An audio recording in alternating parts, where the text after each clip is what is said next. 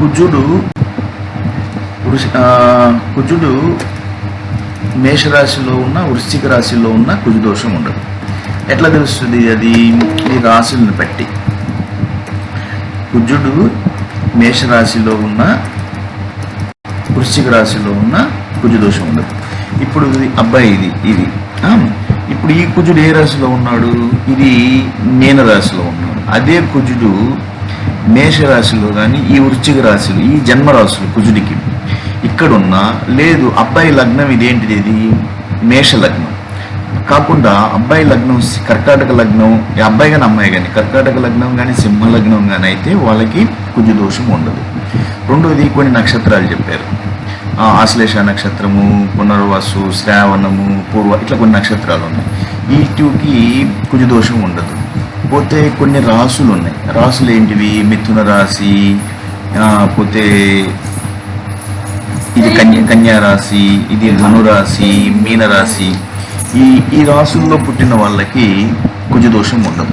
మరి ఈ అబ్బాయికి కుజదోషము లేదు, కానీ ఇక్కడ ఉన్నట్టు 12లో నీకు సాఫ్ట్వేర్ చెప్తుంది, కానీ ఇతనికి క్యాన్సిల్ అయ్యిందని కూడా చెప్తుంది. ఎందుకు క్యాన్సిల్ అయ్యిందని చెప్తుంది? ఇక్కడ చెప్తుంది చూడండి. ఇక్కడ అబ్బాయి జాతకంలో 12వ భావంలో కుజుడు ఉన్నాడు కాబట్టి జాతకం కుజు దోషం ఉంది. కానీ అమ్మాయికి వచ్చేసి జాతక కుజుడు 10వ భావంలో ఉన్నాడు.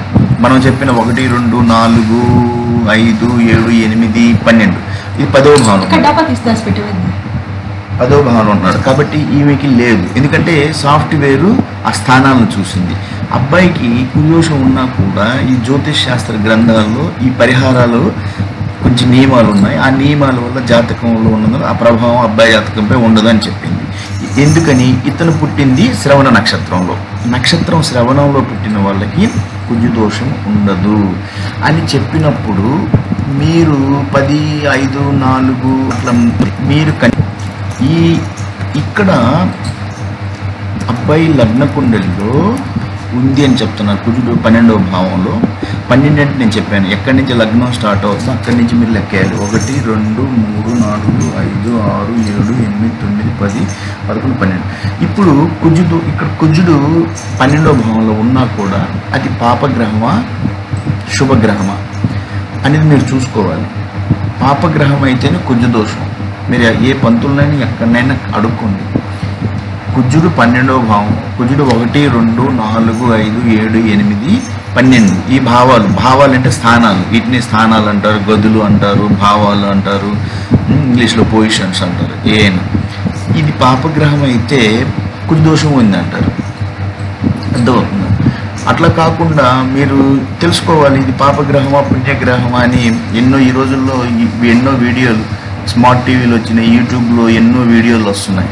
మంచి మంచి పంతుల్లో వచ్చేసి చెప్తా ఉన్నారు. వాళ్ళ వీడియోస్ చూడండి, తెలుసుకోండి. ఈ లగ్నానికి ఇది ఏమవుతుంది? ఇది ఏ లగ్నం?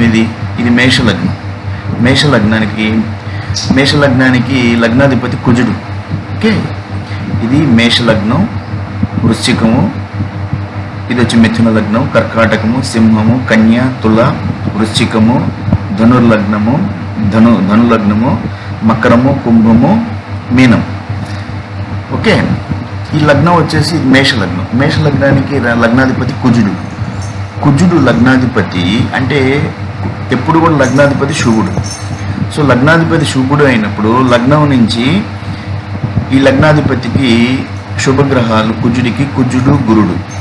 ఓకే, కుజుడు శుభగ్రహం అయినప్పుడు ఇక్కడ మినహాయింపు వచ్చింది ఈ అబ్బాయికి.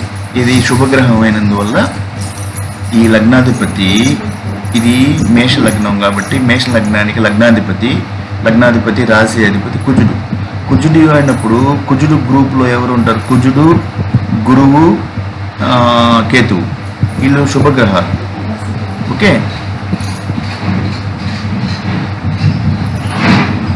అలాంటప్పుడు కుజుడు శుభగ్రహం అయినప్పుడు అసలు కుజు దోషమే ఉండదు. ఈ అబ్బాయి శ్రవణ నక్షత్రంలో పుట్టాడు. ఇక్కడ కుజుడు వచ్చేసి శుభగ్రహము కాబట్టి పాపిగ్రహం అయినప్పుడే వీటికి ఉంటాయి అన్నమాట. ఆ మినహాయింపులు వాటిని. అందువల్ల మీరు ఇవన్నీ చూసేటప్పుడు ఇక్కడ చూడు, అమ్మాయి లగ్న కుండల్లో లగ్నం అమ్మాయిది ఏ లగ్నం ఇది? అమ్మాయిది కన్యా లగ్నం. కన్యా లగ్నం అంటే నంబర్లు ఎక్కడనే స్టార్ట్ అవుతాయి. 1 2 3 4 5 6 7 8 9 10. 10వ స్థానంలో కుజుడు ఉన్నారు. 10వ స్థానంలో కుజుడు ఉన్నాడు కాబట్టి అసలు స్థానం మనం చెప్పినట్టు 1 2 4 5 7 8 10 7 8 12. ఒక్కోది ఇక్కడ కొన్ని పుస్తకాల్లో మీరు 1 2 4 ఉండదు, కానీ నేను చదివిందని 1 2 4 5 7 8 12 ఆ స్థానాల్లో ఉంటేనే. ఇక్కడ 10వ స్థానంలో కదా అసలు లేదు. అందుకని మీరు ఈ చూసిన తర్వాత భయపడిపోయి అయ్యో దోషులు 3 పండితుల్ని 4 పండితుల్ని 5 పండితుల్ని కలుస్తూ ఉంటే మిమ్మల్ని కన్ఫ్యూజ్ చేస్తారు. కాబట్టి తెలుసుకోండి. ఓకే, ఇప్పుడు ఏంది, ఇది సాఫ్ట్వేర్లో 12వ స్థానంలో అబ్బాయికి ఉన్నందువల్ల ఉంది అని చెప్పిన తర్వాత మినహాయింపులు చెప్పింది అనమాట. ఏ మినహాయింపులు అంటే ఈ జ్యోతిష్ శాస్త్ర గ్రంథాల ప్రకారం అబ్బాయి శ్రవణ నక్షత్రంలో పుట్టాడు. పోతే అబ్బాయికి 12వ స్థానంలో కుజుడు శుభగ్రహం. ఈ నియమాల ఆధారంగా ఇతనికి దోష ప్రభావం ఉండదని చెప్పింది.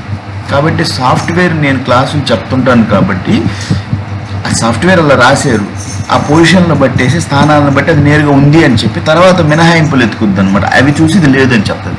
కాబట్టి మీరు ఇవన్నీ చూసి భయపడిపోవద్దు. ఫైనల్ రిజల్ట్ ఏం చెప్పారు? కుజ దోషం తుది ఫలితం. అబ్బాయి జాతకం కుజ ఉంది అంటే 12వ స్థానంలో ఉంది అని దాన్ని పెట్టచ్చు. కానీ కుజదోష నివారణ ఏ విధంగా జరిగింది? నివారణలో అబ్బాయి పుట్టింది శ్రవణ నక్షత్రం కాబట్టి, పోతే 12వ స్థానంలో కుజుడు శుభగ్రహం కాబట్టి కుజదోష ప్రభావం నివారణ చేయబడింది అని చెప్పింది. అర్థమవుతుందా? ఈ 2 పాయింట్లు చెప్పాను నేను. ఒకటేం చెప్పాను, సాఫ్ట్వేర్ కొన్ని గుణమేళనాలు చూస్తాయి.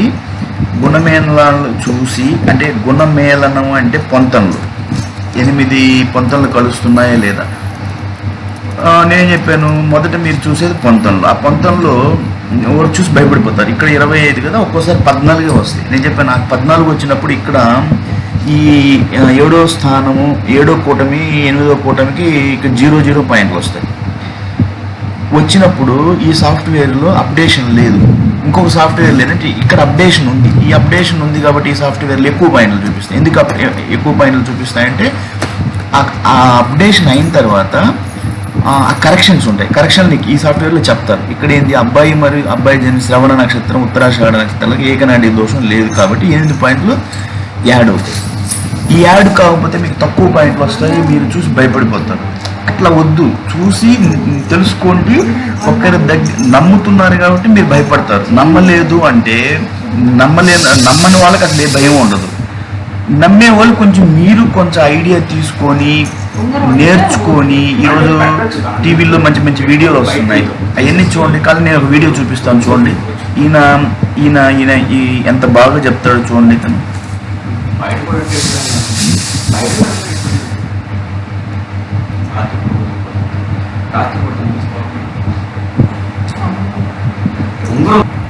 ఇక్కడ ఈయన ఏం చెప్తా అంటే ఏ నక్షత్రాలకి మినహాయింపులు ఉంటాయి. ఓకే, చెప్తాడు. ఏమైనా చూడండి. దోషం అనేటువంటిదే ఉండదు అని జ్యోతిష శాస్త్రంలో ఉన్నటువంటి పుస్తకం చూసుకుంటేనేగా చెప్పేది. జ్యోతిష శాస్త్రంలో చెప్తున్నటువంటి విషయం. వీళ్ళకి కూడా జాతక చక్రంలో కుజుడు ఉన్నాడని చెప్పేసి ఆ సంబంధాన్ని క్యాన్సిల్ చేసుకుంటారు. జ్యోతిష శాస్త్రంలో చెప్తారు అశ్విని నుంచి రేవతి నక్షత్రం వరకు 27 నక్షత్రాలు ఉంటాయి. ఈ 27 నక్షత్రాల్లో ఎవరు పుట్టినా ఆ నక్షత్రాల్లోనే పుట్టారు. ఇందులో సగానికి పైగా నక్షత్రాలలో జన్మించినటువంటి వారికి కుజదోషం అనేటువంటిదే ఉండదు అని జ్యోతిష శాస్త్రం చెప్తుంది. ఆ నక్షత్రాలు వచ్చేసి అశ్విని నక్షత్రము, మృగశిర, పునర్వసు, పుష్యమి, ఆశ్లేష, ఉత్తరా ఫల్గుని, స్వాతి, అనురాధ, పూర్వాషాఢ, ఉత్తరాషాఢ, శ్రవణము, ఉత్తరాభాద్ర, రేవతి. ఈ నక్షత్రాల్లో పుట్టినటువంటి వాళ్ళకి అసలు కుజదోషం అనేటువంటిదే ఉండదు అని జ్యోతిష శాస్త్రంలో ఉన్నటువంటి పుస్తకం చూసుకుంటేనేగా చెప్పేది.